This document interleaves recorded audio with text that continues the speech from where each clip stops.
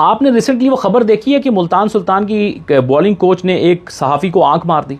Jason Gillespie ने लैश out किया है पाकिस्तान क्रिकेट बोर्ड को एक इंटरव्यू में, और कितनी अफसोस की बात है जिन मामलात पे बातें हो रही हैं, जिन मामलात पे हर एक दिन पाकिस्तान क्रिकेट बोर्ड को बेड प्रेस मिलती है, मतलब इनकॉम्पिटेंस की हदें हो चुकी हैं। अब इंडिया ने गवास्कर पैदा किया, उसके बाद तेंदुलकर आया और उनका बल्ला हो गया, सीधा स्ट्रेट खेलना शुरू कर हमारा टेढ़ा दिया है। खेला, तो वो बड़े बैट्समैन आते जा रहे हैं। पाकिस्तानी क्रिकेट पर आजकल की क्या कहूं, डैश है। पाकिस्तानी क्रिकेट पे थोड़ा सब्र करो अच्छा सबर करो, ओके। सबर कितना? सर, ये बहुत अच्छा वक्त आएगा, आप देखिएगा। कब आए हमारी और आप जिंदगी मेरी में? बात याद रख लीजिएगा, बासित में यहीं बैठ के तारीफ करेंगे। क्वालिफाई अच्छा। हम खेलेंगे।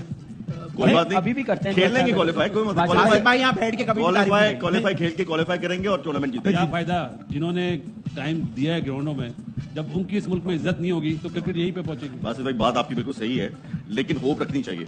क्रिकेट बोर्ड ने उन क्रिकेटर्स की लिस्ट जारी कर दी है जिन्हें सेंट्रल कॉन्ट्रैक्ट मिलेगा, यानी मंथली सैलरी जिन्हें मिला करेगी, और इनका जो सर्कल है वो अक्टूबर 2024 से लेकर सितंबर 2025 तक होता है।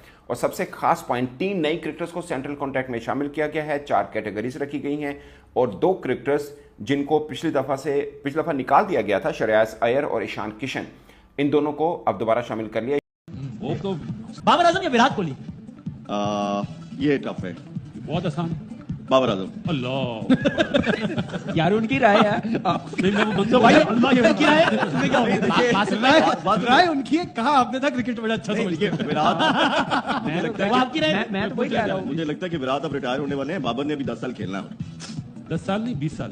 चले, अल्लाह आपकी जुबान मुबारक करे। इस मुल्क में अगले साल का नहीं पता होता, आप 10 साल कह रहे हैं। लेकिन बाबर की है 10 साल। हमारी राय है अगले 20 साल भी विराट कोहली के बराबर कोई भी नहीं होगा। कोई भी नहीं है ना, बाबर आजम नहीं, कोई भी नहीं हो सकता। बाबर आजम खैर है तो आप जेसन गिलिस्पी की बात पे आ जाता हूं। जेसन गिलिस्पी ने एक्यूज किया है पाकिस्तान क्रिकेट बोर्ड को कि भाई मेरे कुछ अनपेड ड्यूज हैं पाकिस्तान क्रिकेट के ऊपर, यानी पीसीबी के ऊपर। किस चीज के अगेंस्ट? यानी जो वो कोचिंग करते थे उसके अगेंस्ट।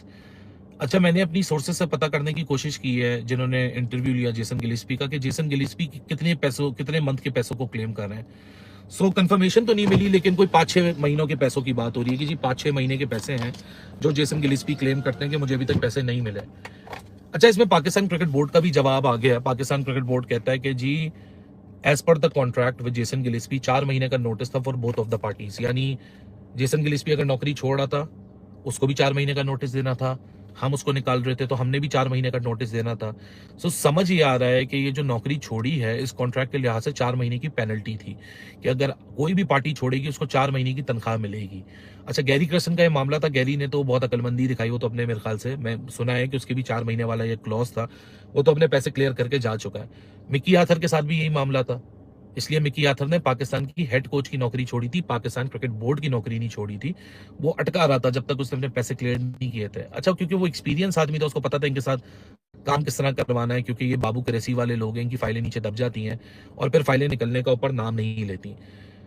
वही सूरत हाल अब जेसन गिलिस्पी के साथ आन खड़ी हुई है। अच्छा, पाकिस्तान क्रिकेट बोर्ड अपने जवाब में कहता है कि जी 4 महीने का नोटिस था, जेसन गिलिस्पी ने 4 महीने का नोटिस सर्व नहीं किया, तो किस बात की पेमेंट, कौन सी पेमेंट। हालांकि वो कहते हैं ना कि पार्लियामेंट्री लैंग्वेज के अंदर उन्होंने ये जवाब दिया है। सो पार्लियामेंट्री लैंग्वेज के अंदर, ऑफिशियल जबान के अंदर बहुत सारी चीजें ना ढक छुप जाती हैं। सो मेरा कहने का मकसद ये है कि ये पहली दफा तो हो नहीं रहा। आपके डोमेस्टिक क्रिकेटर्स, आप डोमेस्टिक सीजन इन कर देते, आप उनसे कॉन्ट्रैक्ट साइन नहीं करते, आप उनके पैसे नहीं देते जब तक मीडिया आपकी बजाए ना। वुमेन क्रिकेटर्स के साथ जो आप लोग कर रहे हो, आप लोग पेमेंट्स, ऐसा नहीं है कि खजाने आपके खाली हैं, खजाने आपके पास पैसा भरा हुआ है, लेकिन क्यों ये कंप्लाइंस नहीं हो रही है वक्त के ऊपर? क्योंकि इनकॉम्पिटेंस है, निकम्मे लोग बैठे हुए हैं। और ईशान किशन की हम बात करें तो आईपीएल के अंदर सेंचुरी स्कोर भी उन्होंने की है, वो भी ज़बरदस्त बैकअप विकेट कीपर के तौर पर हैं। वैसे दुनिया की किसी भी टीम के अंदर वो एक परमानेंट कीपर के तौर पर खेल सकते हैं, बट वहाँ पर केएल राहुल हैं, वहाँ पर पंत हैं, तो जोरैल हैं। खैर, जोरैल ईशान किशन से थोड़ा निचले लेवल आते हैं, वैसे भी वो टेस्ट शायद खेलते हैं। तो 4 कैटेगरीज हैं A+ कैटेगरी के अंदर, यानी वो क्रिकेटर जो सबसे नुमाया है। उनके अमूमन पाकिस्तान की पॉलिसी तो यही होती है कि जो तीनों फॉर्मेट खेलते हैं, मगर इनके यहाँ वो क्रिकेटर शामिल हैं जो जिनका कद बड़ा है और जो स्टार हैं। पाकिस्तान में ये होता है जिसको A+ कैटेगरी दी जाती है, वो क्रिकेटर्स होते हैं जो तीनों, यानी टेस्ट, वनडे, T20 तीनों में खेले। इनमें वो क्रिकेटर शामिल हैं, 4 हैं, इनमें से 3 ऐसे हैं जो T20 से रिटायर हो चुके हैं, मगर रिस्पेक्ट के तौर पर उनको दिया गया है A+ कैटेगरी। उसमें Rohit Sharma of course winning captain हैं T20 वर्ल्ड कप के भी, अगरचे अब रिटायर्ड हैं, और चैंपियंस ट्रॉफी के भी। Virat Kohli of course number 3 पे जसप्रीत बुमराह और रविंद्रा जडेजा A+ कैटेगरी में है। ये मेरे लिए हैरानकुन है क्योंकि हम बड़े उनके सीनियर वैसे ऑलराउंडर हैं, तो ठीक है, बट मुझे लगता है कि केएल राहुल भी बनते थे शायद, या शामी, मतलब इन दोनों में से कोई एक ऊपर आना चाहिए था। खैर A+ कैटेगरी में ये 4 हैं।